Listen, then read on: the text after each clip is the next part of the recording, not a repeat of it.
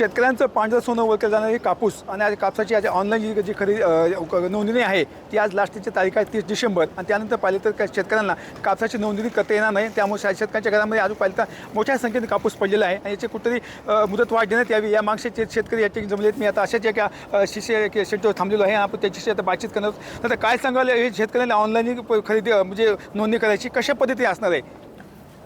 शासनानं CCIनं शेतकऱ्यांना कापूस CCIच्या केंद्राला MSP भावामध्ये विकण्याकरिता एक नवीन प्रणाली प्रचलित केली आहे की कपास किसान ॲप नावाचं एक ॲप आहे।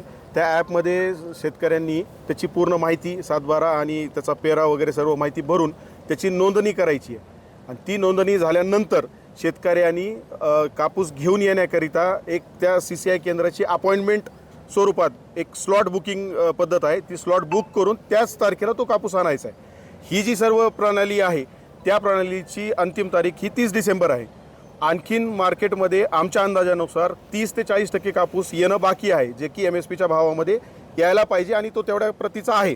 आता शेतकरी तेवढा सजग नाही आहे की ते कसं ऑनलाईन करावं, काय करावं। अनेक शेतकऱ्यांचा प्रॉब्लेम येत आहे की अनेक शेतकरी पाहिजे साधा त्यांच्याकडे साधा मोबाईल आहे त्याला करताच येत नाही आहे।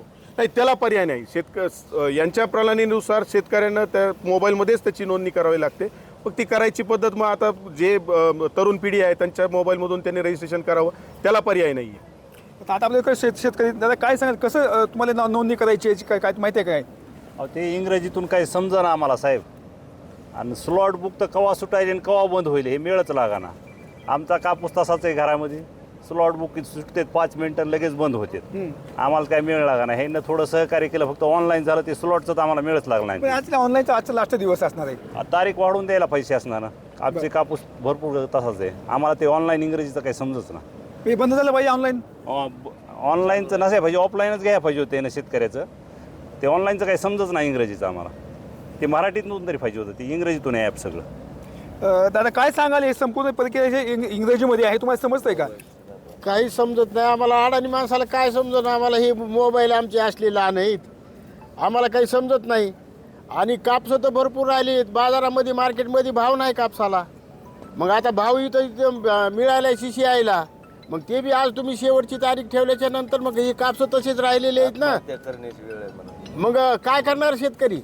आत्महत्याच करावं लागेल शेतकऱ्याला। काय केलं पाहिजे सरकारनं? बरं, सरकारनं तारीख वाढवून द्यायला पाहिजे आणि शेतकऱ्याचं मदत करायला पाहिजे ना सरकारनं। भाव वाढवून द्यायला पाहिजे, किती तारीख वाढवून द्यायला पाहिजे, किती दिली पाहिजे? 2 महिन्याची तरी तारीख, कमीत कमी 2 महिन्याची तरी तारीख द्यावी लागेल सरकारनं। आणि ऑनलाईन हे करता येतं का? अहो काहीच करता येत नाही, ऑनलाईनच करता येत नाही आम्हाला। काय ती कळतच नाही मोबाईलचं, तर हे बंद झालं पाहिजे, हे बंद झालं पाहिजे, बंद झालं पाहिजे। हे आम्हाला कळतच नाही, तर आमचे मोबाईल साधे आलेला फोन कुणाचा उचलायचे, कुणाला करायचा कळत नाही, तर ते बाकीचं ऑनलाईनचं काय करणार आहे आम्हाला? तर काय सांगाल बरं? काय नाही, शेतकरी फार अडचणीत आहेत, त्याच्यामुळं 2 महिने कमीच कमी तारीख वाढवावा शासनाने। भाव चांगला मिळतोय का? भाव ही शासनाचा बरा, ही खाजगी काय 200-300 रुपये चालू आहे, काय परवडणार आहे? एकतर इतकाली खर्च झालेत, पावसाने गेलं समजा वाट लागली ह्याच्यात, जर आणि बंद झालं तर शेतकऱ्याला आत्महत्या केल्याशिवाय पर्याय नाही ह्याच्या। दादा काय सांगाल बरं, काय मागणी असं तुमची? आमची एकच मागणी आहे, CCI सेंटरनं आतापर्यंत खूप चांगल्या प्रमाणात खरेदी करत आहेत, पण शेतकऱ्यांचा आणखीन 40 ते 50% कापूस हा घरामध्येच पडून असल्यामुळं त्यांना कमीत कमी 31 मार्चपर्यंत रजिस्ट्रेशनची तारीख द्यावी। आणि बाजारामध्ये प्रायव्हेटमध्ये खूप कवडी मौल्य भावामध्ये शेतकऱ्यांना कापूस विकावा लागला। मध्यंतरी तर 7,071-72 कापूस विकावा लागला आणि त्यावेळेस CCIनं जवळपास 8,000पर्यंत कापसाची खरेदी केलेली आहे। आणि चांगलं आहे, आणखीन CCIनं आमची एवढीच इच्छा आहे किंवा CCIनं रजिस्ट्रेशनची तारीख आणखी वाढवून द्यावं आणि त्यामुळे जास्तीत जास्त शेतकऱ्यांना योग्य मूल्य भावाचा फायदा भेटेल। तर एवढे शेतकरी त्यांचं म्हणणं आहे की कमीत कमी 2 महिने तरी याची जी नोंदणी आहे प्रक्रिया वाढली पाहिजे। या ठिकाणी शेतकऱ्यांना चांगला भाव मिळतो, शेतकरी समाधान देखील आहे। मात्र या ठिकाणी आजची 30 डिसेंबर लास्ट दिवस असल्यामुळे शेतकरी कुठं हवाली झालेले आहे। शेतकऱ्याला कमीत कमी 2 महिने डेट वाढून द्यावी अशी मागणी शेतकऱ्यांकडून करण्यात येत आहे। कॅमेरा पर्सन विकास वाघमारेसह मी संभाजी मुंडे, TVNI परळी, बीड।